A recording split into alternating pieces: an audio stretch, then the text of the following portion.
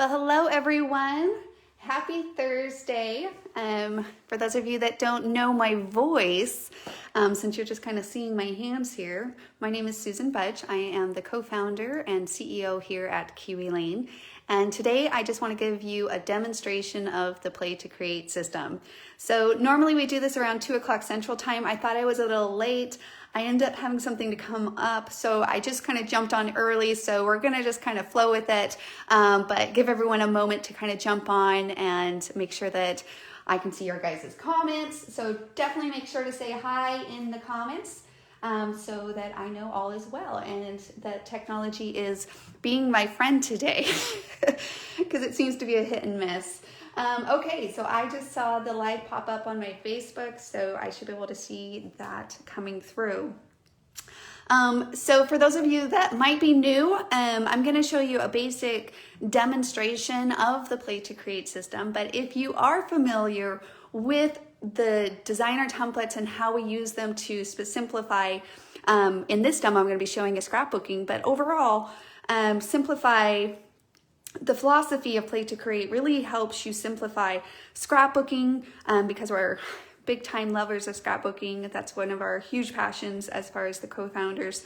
But overall, just creativity for card making, DIY crafts, and all of these different things. I've really seen it change the way that I build confidence and just that self-fulfillment and discovery of creativity and what that does for us as we allow the movements and elements to kind of work in our favor.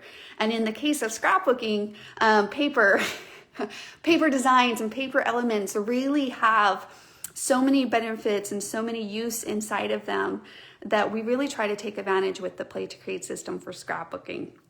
So, spoiler alert, I should probably put this out there. I was just looking at the calendar. It is only February 11th. But I thought it would be fun to demonstrate on top of the February Kiwi Club kit for those of you that get the paper and the designer templates. I just love this paper. We'll share more in the future crafting episodes. I believe we'll be doing some show and tells coming up on some of the samples and paper and things like that. So really all I'm going to be using for the most part is some of this background paper. And so that we have something to demonstrate on. So you'll need some paper, of course. So I'm just gonna go ahead and grab, we'll start with this pink, hopefully it shows up. And this is gonna be our canvas in which we design on top of. Now we do have, what I was just mentioning are these designer templates.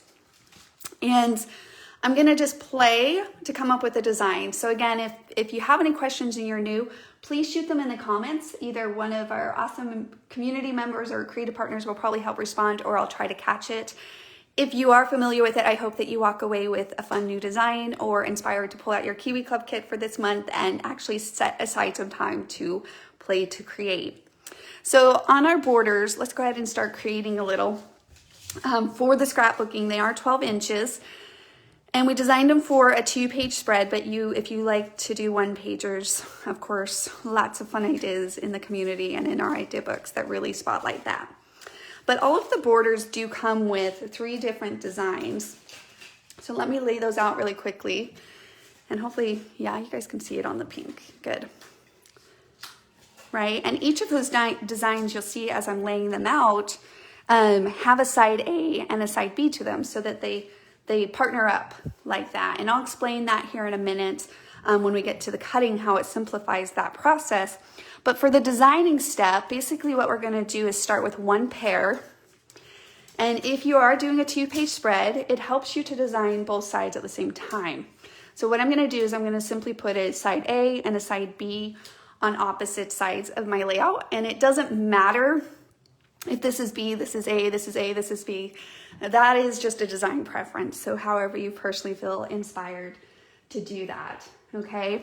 I always like to show a very simple approach. I think a lot of times people see the end results that everybody's sharing and think, wow, that's a lot of layering or technique. And it's actually a very simple process. The end result of your layouts, surprisingly, are just so fulfilling and so quality, I feel like, again, I'm kind of being biased, but that was my journey. That's what I found, that I just end up falling in love with my finished results and having that satisfaction at the end than the previous years of trying to rack my brain as far as what to do.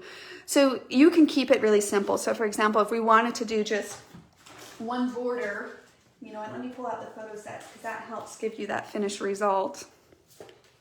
And maybe you add a couple photos. Now these are our photo sets. Again, we recommend them purely for the visual design aspect, because if you can speed up the design process, that's where you're really going to see a lot of that inspiration, ideas, and time saving factor come into play. This is why we use such a tangible approach, is because tangibility basically gets your brain sparking, right? Like ideas, the wires start sparking, and you could see that kind of come to intuition, and this is where the play factor. So if you allow yourself or give yourself permission to play, the creativity flow state will come in, and you will start unlocking that creativity within yourself as well. So sometimes we just need a little bit of tools to help us do that. And this is really what this is kind of all about. So as you can see, quick kind of layout, building your own sketch, basically using the designer templates.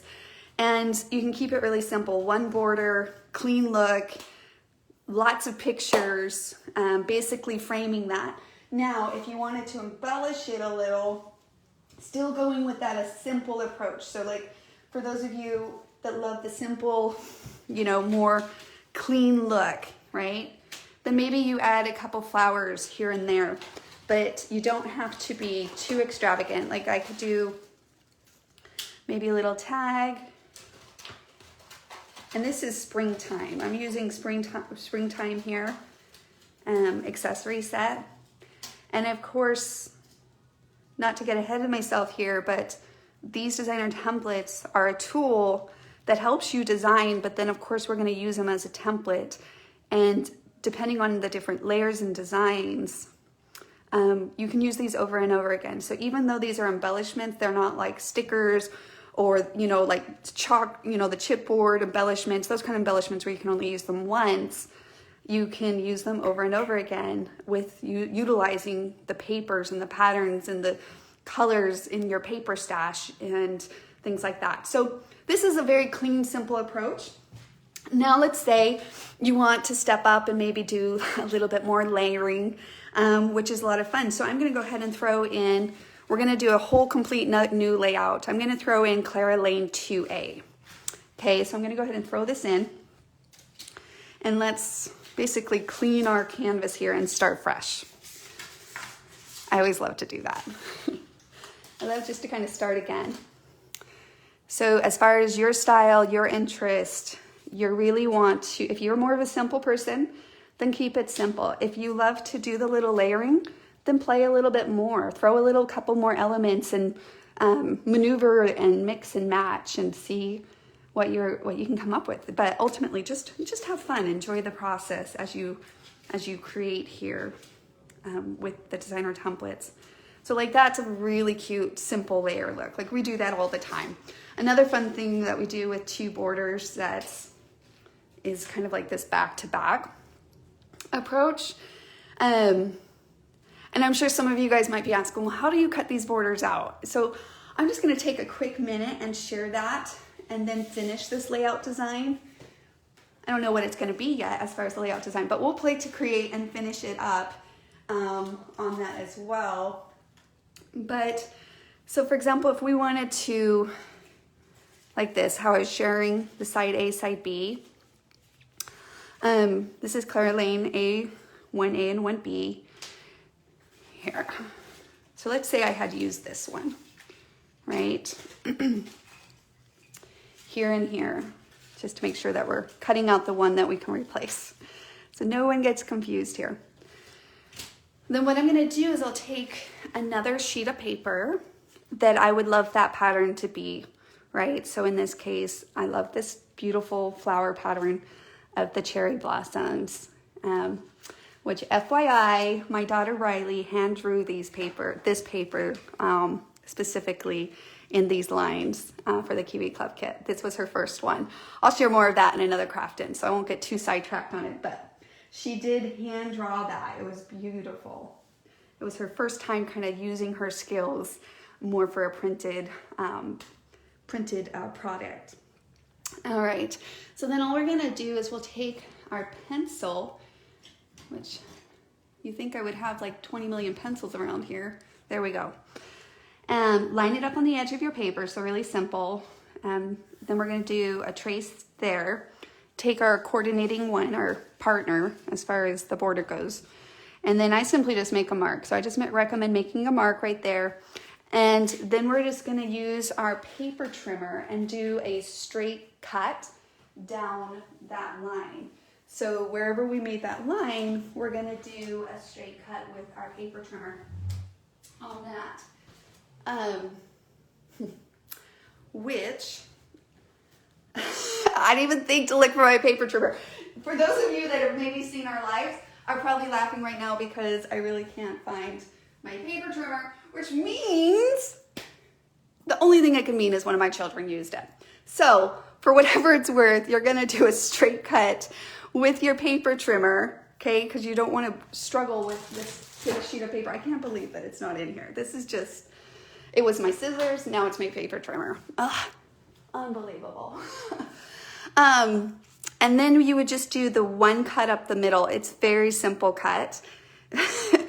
And that one cut will give you the two pieces. So hopefully that makes sense on that. I could do a hand cut of a straight cut, but I don't think it would turn out well, and it would take me some time to go find my lovely paper trimmer.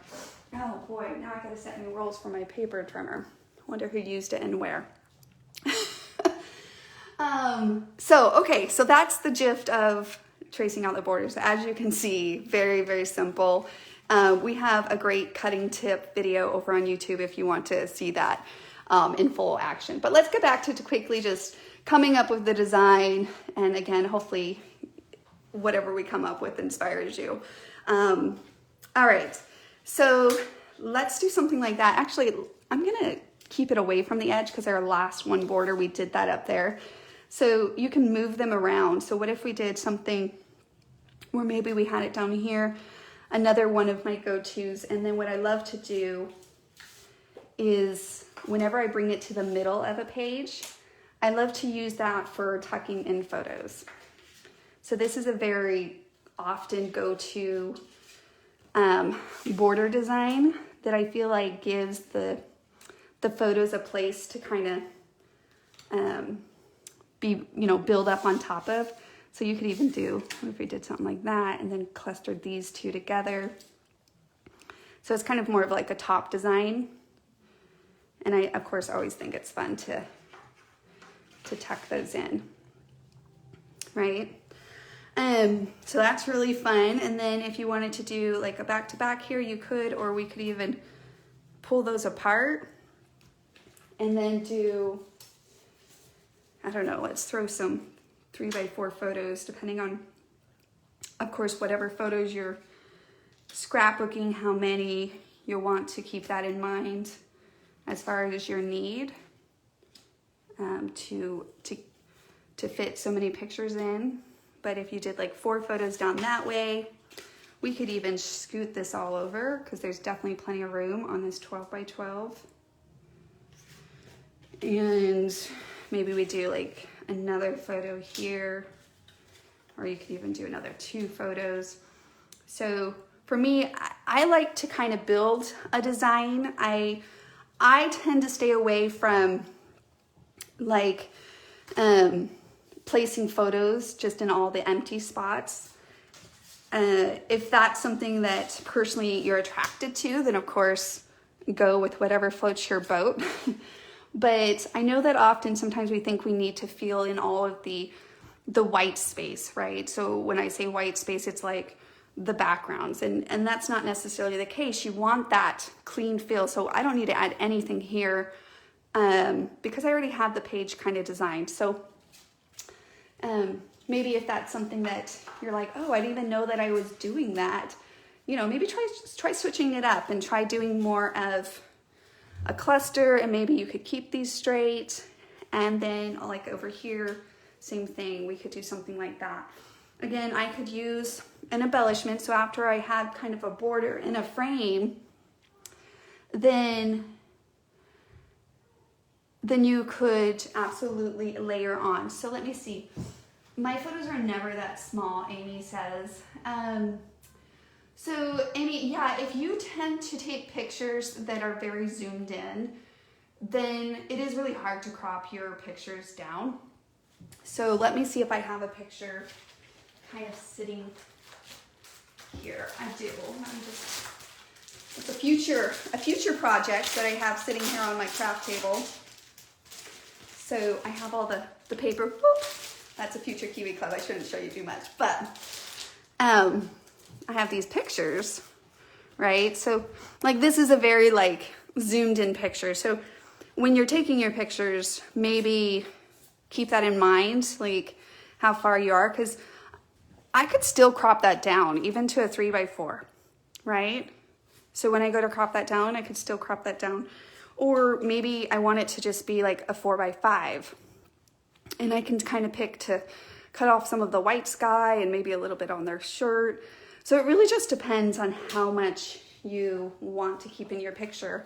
But even like on this one, so I can even crop that down to 3x4. I still get the background of the ocean, and I cut off her hands, but that's just, again, if that's something that's important to you, you might want to go a little bigger. This one, same thing.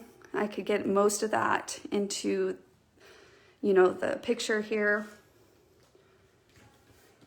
Kind of that. So hopefully that helps. Maybe if you're concerned about cropping down your pictures, or if you're taking a lot of your pictures more like this, then maybe stepping back or zooming out a little bit so that you have the option when it comes to actually designing your page, having the variety to crop down your pictures. So like this one, I don't think I would go this small because I really love the full effect that they have going on here. So I probably would go up to a 3x4, or I could do it this way, but see, but if I go horizontal, that would be hard for me to choose because I kind of like that little foot in there, right? But you could see all of those pictures, variations that I was showing you. The options are there, like definitely for cropping down. The variations of ways that you can approach it are there. So even this way, like I said, I could do it horizontal, still capture the emotion that this picture is presenting, or I can capture this and capture the action of the feet and the emotion. So it just depends on what you're scrapbooking and the pictures that you're doing, but hopefully that gives you a little visual to go along with that comment. And Brandy says, Amy, just print them in a smaller size, which is true too.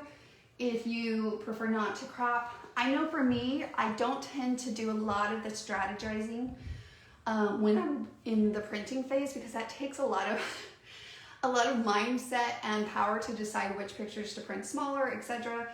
So I just really try to be intentional when I'm taking pictures to decide when I'm zooming in and when I'm just staying back. And if I wanted this picture to be a full 4x6, it would still work. But if I wanted to crop it, I could crop it. And those decisions I feel like are really hard to answer when I'm going to just print my picture, unless of course you're printing them from home and you're printing them as you're designing, which I've done that before too. Okay, I love the paper. Okay, I love the paper too, Lisa, yes. I leave one big and I crop the other pictures. That's a great tip, Shannon. I love that thought. So yeah, I tend to do like a 4x6, and then again, it just depends on how many pictures you want to add. If you are one that likes to scrapbook just 1 or 2 pictures, by all means, that works. But if you really want to add a lot more pictures, that was also one of the reasons we came up with the Play to Create system, is to have the versatility to have more than one picture, you know, but to have a beautiful final design that incorporated, you know, 6, 7, 8, 9, 10 pictures, because it always varies for me, and I'm sure for you guys, when it comes to how many pictures you took at an event. And sometimes, of course, if you take more pictures, then you just do multiple layouts. But for the most part, you can fit quite a bit of pictures without sacrificing necessarily the creative expression, the design part of the page. And for us here at Kiwi Lane, we really want to allow both to shine. We want our creative expression, the joy that we get through taking those memories and reliving them, and then adding our creative handmade touch to each of our memories, each of our stories that we have to share in our life stories, along with letting those pictures and those memories also still very much be part of that and not overwhelmed or consumed by the creative aspect of scrapbooking too. So when it comes to scrapbooking, it's always been both for me. The creative outlet, the joy that I get from that, and reliving memories and adding my creative look to a story, but also, like I mentioned, I want my photos to be a main component, right, on my layout, because that's ultimately why I also do this, because I love to have a chance to relive the memories, to remember kind of the feel and the emotions and the essence in those moments that really add to each part of who we are and the experiences we have in this life. Okay, so a couple little embellishments. I just quickly added those. Again, you don't need much. If you are one that like, oh, but this really bothers me up here, or this really bothers me, another tip that I just thought of is like, maybe put a couple enamel dots, right?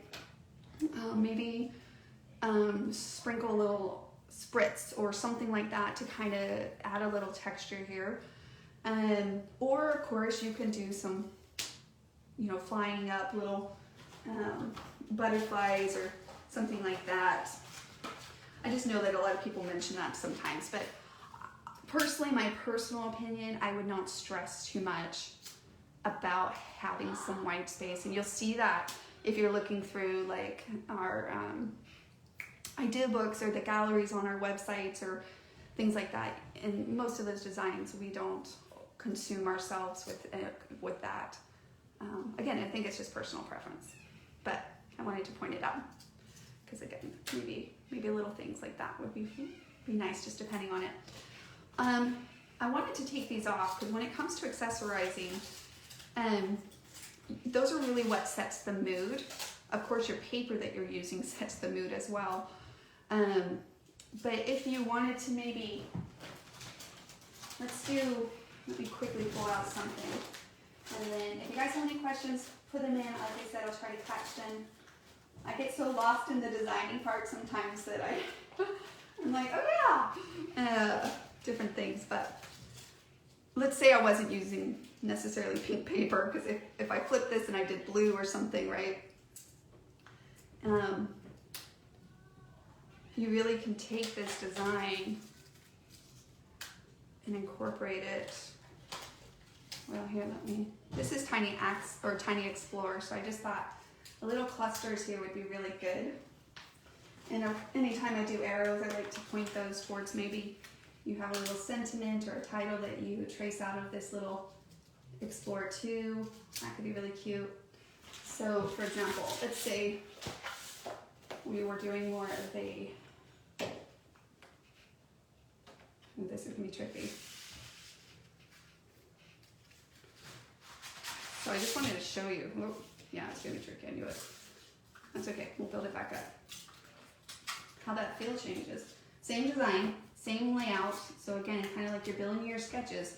So if you find a layout that you like and you're like, oh, I really had fun with that, you can keep to the same motion, but just change out what papers or elements that you're using as well. Right? Something like that. So just kind of show you the versatility as far as, again, really utilizing your paper to set the mood, but also this is where accessories and tiny accessories come into play. Again, if you're new, the reason why you have accessories and tiny accessories, one, if you like smaller elements, you might want to stick to tiny accessories, but also, again, for the fact of layering. So like this is a good example. This is like springtime, the one I was using before, but this is the tiny springtime, and it layers right there on the top. So you can get that nice layered look. And of course, any of these tinies, we have T for tiny, but when you're in the shop, you'll see the different categories. You'll see the borders, you'll see accessories, tiny accessories, the fun borders, which I won't go too much into, but we call them fun because they're fun. They really are fun. And they just add different design elements. They're not designed quite like our borders. Here, let me just grab one to show you, like, if you wanted some kind of a wave movement up there. See how just that little extra, a little bit more design look adds to it. So those are fun borders. Anyways, you'll see those in the shop, and T is for tiny, and which help you to layer or to add small components. Like in the case of Tiny Explorer, I only used a tiny set. I didn't use a regular accessory with it. But they're also great for tinies. Is the great size for card makers, which I'll share hopefully next week or the week after in our Play to Create demonstration. Maybe we'll focus more on the Play to Create system for card making to simplify handmade card making and using up those scraps of paper. So,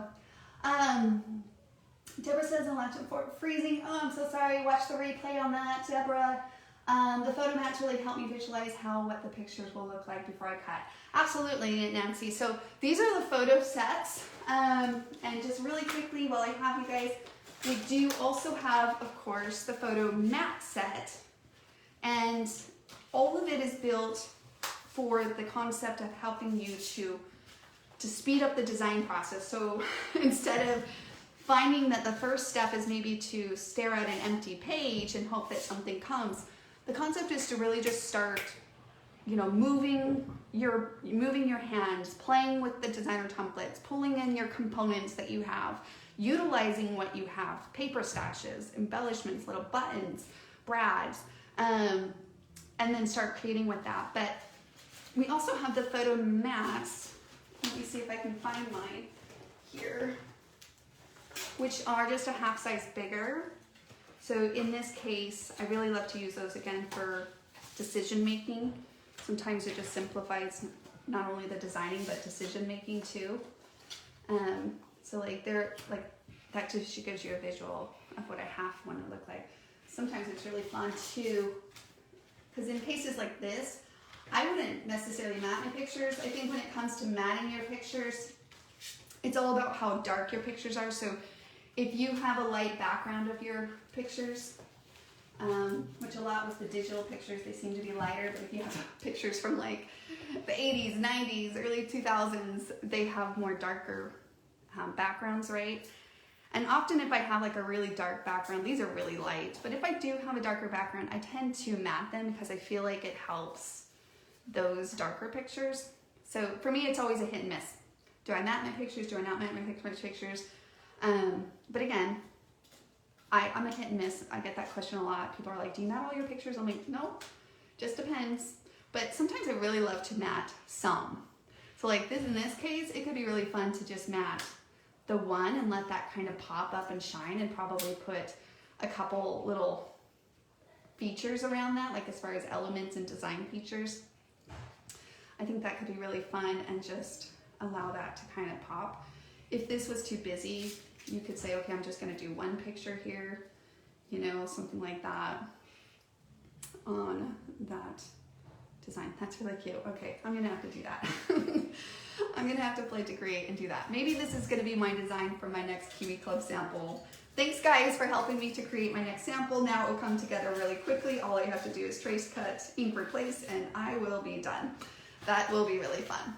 So definitely, if you're new, make sure to check out our tracing, cutting, inking steps. But for the most part, I just wanted to give you a demonstration of how useful and the purpose of the designer templates in the first step, which is to Play to Create and just design your layout.